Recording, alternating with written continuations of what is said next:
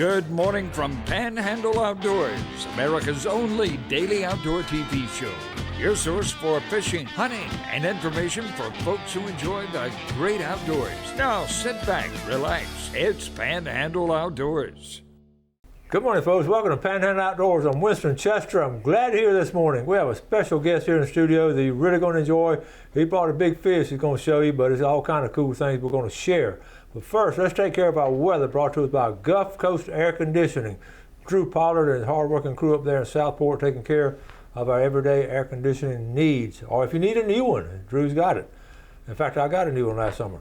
We're looking at the weather as far as temperature-wise. We're 86 high, 72 low here on the coast. It's going to get into 60s, high 60s up inland. So there's a little cool front coming through. We don't need to build a fire yet, but we're going to have a little bit of dry weather, hopefully. Our water temperature is 85 at the end of the pier. Take a look at our river readings brought to us by Mountain Dew. On the outdoors with Mountain Dew, we're looking at the Apalachicola Bluntstown. It's not in bad shape. It's a little high at 9.6. And the Choctawhatchee at Careville, we know where it's going. It's going to be reading, it's going to be up in the color chart for a couple of days. We're looking at a 10, 11 foot this morning, and it's just going to be high. We know that, so be careful if you're out there for floating debris and all kind of stuff if you're on the river this weekend. Tide chart brought to us by Kent Forest Lawn.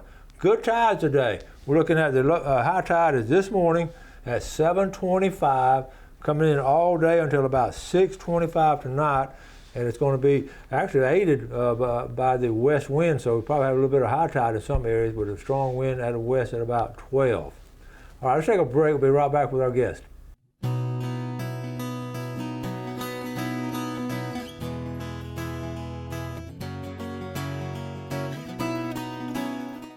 Welcome back, and welcome to our special guest, Steve Rogers. Good morning, Coach. How you doing, sir? Good morning, Steve. Steve, we go way back. In fact, he was in my class a long time ago. Yes, sir. But Steve, if the name rings a bell. Remember that wrap rod, that green and orange wrap rod? This is the guy that did it. So I told him, Steve, you got to come on the show because he's a great outdoorsman. So, Steve, tell us a little bit about yourself. Well, I graduated from Mosley, was one of your students, and He barely graduated, but we got. yeah, that's very true. That's very true. No. But after that, I started a career with Gulf Power Company. Mm-hmm. Recently retired from them with a little over 41 years, and right now I'm just enjoying life. You really are. I see the things he does, and we've got all kind of cool things to share with you. And outdoors, you do a little bit of everything. What do you? Yes, sir, I do. I love to fish. I love to hunt. Love to go camping with my wife and some friends. Do a little kayaking, so and fishing. I do it all. I know, and I got a kick out. I was up at the house the other day, and that's one I'm talking about. The backyard. You drive in and look like that's the outdoorsman lives at this house. He lives there north of Bozeman up there, and a nice place. Thank you, sir. We're going to show you a big fish later on, but we're going to talk about rod wrap and all that. We got a couple of pictures. I said, send me some pictures and share them with us because they're really good. And the first one. Now let's talk about this one right here. Okay. Well, that's up on this property where I hunt there outside of Vernon, Florida, and that was a couple of years ago. A little 8-point kill. All right. Hauled him out with my hunting buggy there. That's another one, same piece of property. Big 7-point that strolled in about 9 o'clock one morning. At 9 o'clock? Yes, sir. I've been around Vernon. Mm-hmm. All right. And that's one of our pests that we try and control that we can't seem to get ahead of. Them big hogs moved in there. That was a big sow. What kind of a gun you shoot? Well, that one there is a 30-30 Marlin, Okay. but typically I just have a Savage bolt action 270. All right, that's a good gun too. This I caught on one of my game cameras. I've never seen this deer, but I caught this on the game camera, and actually that was about midday, somewhere around lunch, that one came strolling through. These are rare. Very rare, very rare. And that's of that same lease you have? Same piece of property, yes. And what's interesting, you've never seen it before in person. I've never seen it, I've never seen it live. I have got it on camera 2 or 3 different times, but wow. That's the best shot. All right. That's me and one of my hunting buddies. That's my little grandson, Jarrett. He just had to go hunting with me one day, and we're sitting in one of our ground blinds there. I don't know who's smiling the biggest. I think both of y'all are happy. All right, and then That's another one off the same piece of property, big 8-point. y'all got a good. That property up close to Vernon. Yes, sir. Pretty productive. Yes, sir. That's Yes, what I'm sir. talking about. Some steady. This was the funnest one to me. Well, this one was last year, and with all the rain we had, we lost a lot of trees. Well, they cut some of the timber off of it about 3 years before Hurricane Michael, and then about a year after Michael, they cut some timber, so there was nothing to soak up the water. And we were just wading through water everywhere we went. So I was having a little fun one afternoon. I put my snorkeling mask on and sent a picture to a buddy and said, I'm ready to go hunting, let's go. Well, you see, you can use that picture again this month. That's absolutely this past true. Month. Absolutely true. And you brought up a good point too. The outdoorsmen know this. Those roots, they do soak up that moisture. Yes, sir, they do. And They when do. it gets cleared, it'll stand in water. Nowhere for the water to go. You That's see right. that a lot. Now, how big is your lease up there? 499 acres. So y'all, It's just shy of 500. well, we can say we're rounding off to 500. Yes, We'll get you another acre in there. We talk about how you don't have to have a huge piece of property for production. That's right. And That's right. do y'all have food plots and feeders? Well, we have some feeders. We haven't put food plots out in a few years just because of the timber work that was going on. Yeah. But we're around some farmland, so Yeah. so we're pretty good there. That's good. Not deal. too far from Holmes Creek. Oh, that's pretty, isn't it? Yes, sir, it is. Beautiful land. Okay, all right. We're at a breaking point. We're gonna come back. We're gonna show you. Not many people have seen or caught a 15-pound bass, but Steve has. So we're gonna take a break, come back and get it. He brought it with us. Okay, so we'll be right back.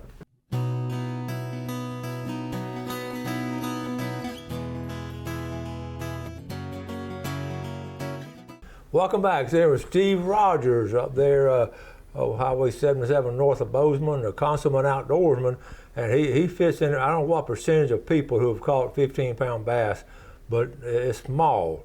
And Steve, I'm gonna hold it up. Sure. You just don't realize how big a 15.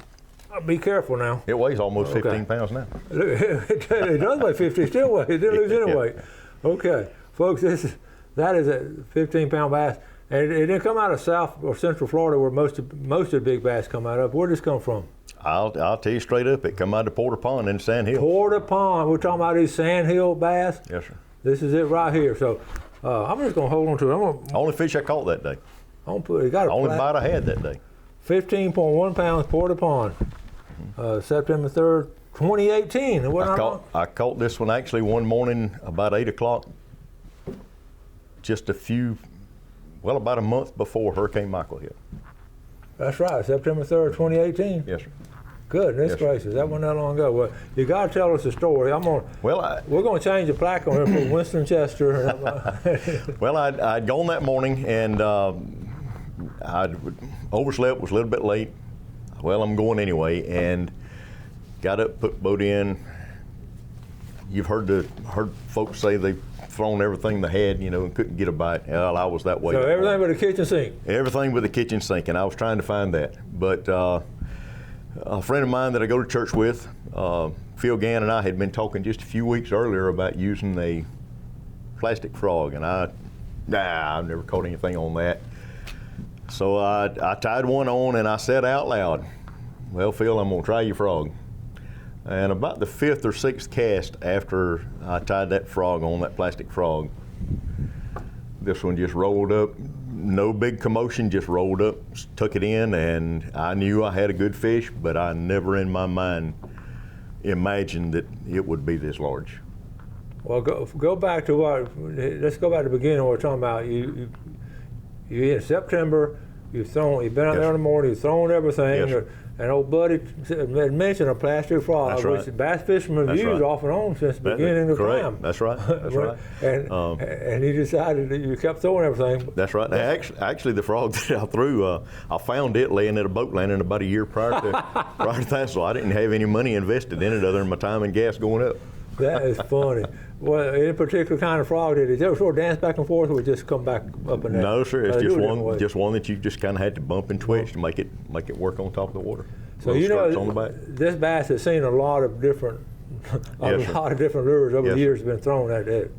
And I caught it late in the year, in the fall of the year, and female bass only knows what she would have weighed in the spring when she was Oh still. my goodness! If it had spawned, it cost you Right. before it spawned. Well, that's right. And this one had spawned many a time. Yes, sir. And Yes, sir. that's just awesome. And let's see, I'm gonna sit here. It's getting heavy.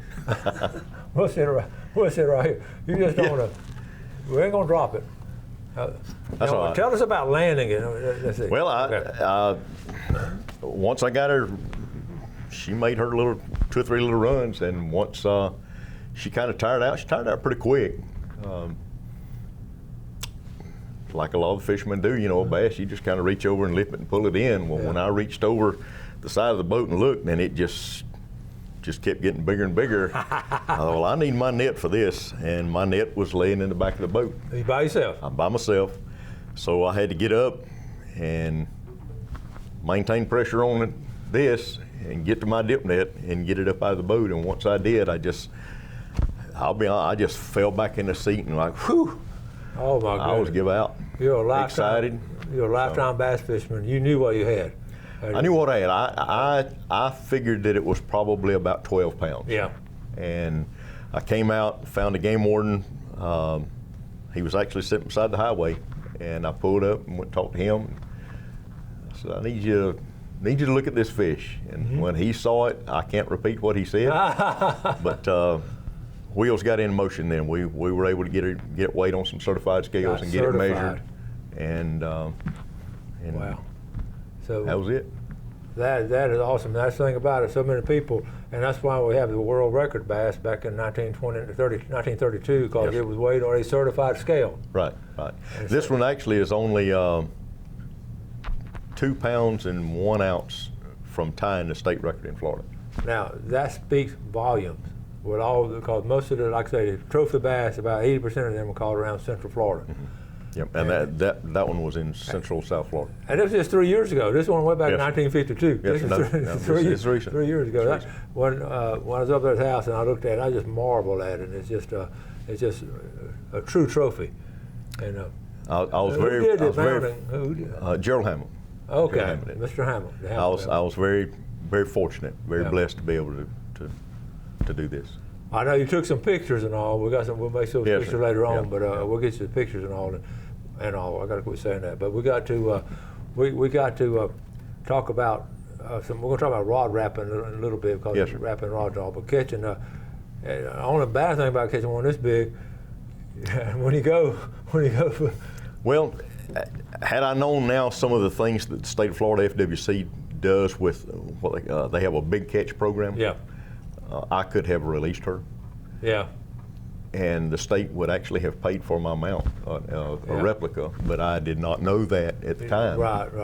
But So you have to take a measurement and. that's right. Photograph it, take measurements, girth, length, and they'll estimate the weight. Yeah.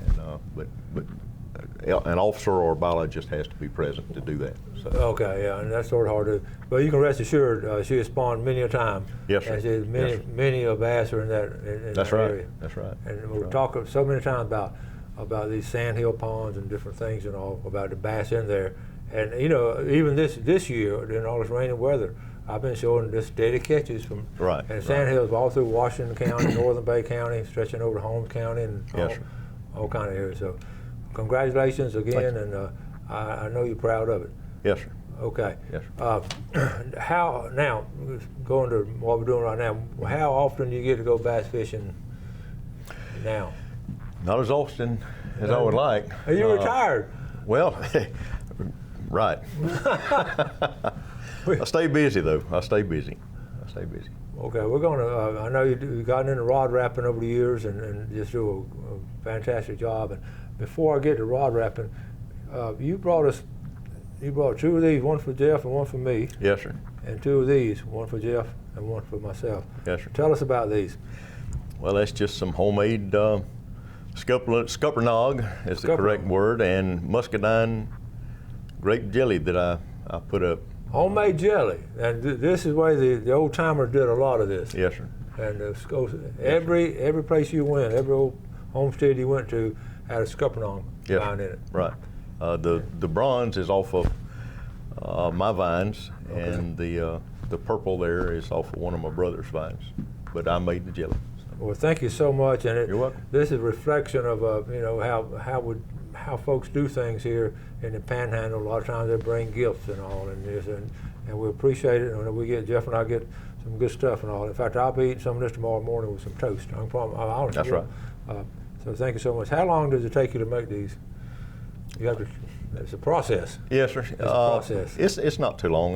The purple there, I made it a couple of days ago, and it's about 4 hours.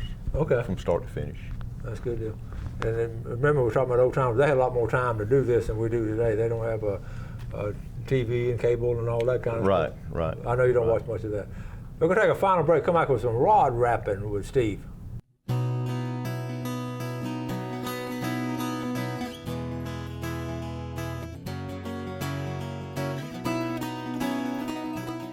Welcome back. So here with outdoorsman Steve Rogers and all kind of things. If you don't think he's outdoorsman, look, the first section you saw the deer, big bucks he got. Then you saw the big bass he got. Now it's rod wrapping. So that's a Florida Panhandle outdoorsman right here. But first, let's take a look at our fishing game time brought to us by Blue Water Outriggers in Port St. Joe. Our times today, 8:09 to 10:09, and this evening at 8:35 to 10:35. And I always ask my guests, these windows of time. In your outdoor life, have you seen some windows of time where they? I have in some instances, but then it goes back to when you can go. God, exactly. You better believe it. Sometimes, but don't take a nap during the times when the trees stand up. That's right. Okay, rod wrapping, Steve. Yes, what got you into rod wrapping? Well, I've always kind of piddled and tinkered repairing my own, and 2 or 3 years ago, as I was looking into, okay, I know I'm going to retire here in a few years. Maybe I need to get a little more in depth with this. So I went and took a class, and actually we built this rod here in the class. And that was your first rod? This is my very first one. I built this one in the class, built it for myself, and just spread the word out through some friends. Hey, I'm building a rod or two. If you want one, let me know. And you enjoy doing it? I do. Now you'll get frustrated at it, and when you do, you just get up and walk away from it. Yeah. Come back in a little bit and go again. Yeah. Okay. We want to show your wife. She's from Alabama. That's right. She's from up North Alabama, and she bleeds crimson blood. I'm telling you, she is an Alabama football fan. Okay. So this is hers, and she wanted one in Alabama colors. And have you made her one in Alabama? I made her one in Alabama colors. Even somewhere on it, there's an Alabama decal there, unless it's, well, that's a beauty. I said it was anyway. Rod making this day and time that you can just customize the colors. Right. This is one I made myself, just a little lightweight, mostly for doing a little crappie fishing and maybe some brim fishing with it. And I like it. And this one is one that I won't give the name, but it's for one of my grandchildren. Each one gets one for their birthday. What a great gift. His birthday's coming up soon. Oh, you already got it made? I've already got it made, and I'm working on another one just like this for another grandchild. You talk about the technology of doing it. The biggest thing is the blanket itself. They're so lightweight now. Yes, they are. Compared to what they were, they are. This one is probably the heaviest, but it's still fairly light blank. And all these others are super light. They've come so far in technology of blanks than what they used to be. It used to be just like fishing with a stick. Did you? I'm going to try to pull up your card here now. You actually have a little part-time business doing it. I do. It's called Sandhill Sticks. And I've shown it before. I'm going to try to see if I can find it on here. But if I have time or not, I'll show it tomorrow. Sure. But people could actually call you, order them, and tell them what kind of eyes. How do you determine your eyes and all? Well, they're guides. I was told that in my class. I kept calling them eyes, and my instructor told me about 3 times, and after a little pat on the face, he said they're guides. Eyes are in your head. It's just all on what the customer wants. Yeah. And once someone decides that they want one, well, I'll get with them and we'll cover, okay, what color you want, what kind of handles you want, the length, action, whatnot, any specific colors, and then we'll go from there on the guides. And you can specialize on it too. That's the thing about it. There's that right there on this. Well, Jeff, I don't know if we get up or not. Here's your phone number. Steve Rogers. Let's say 596-4436.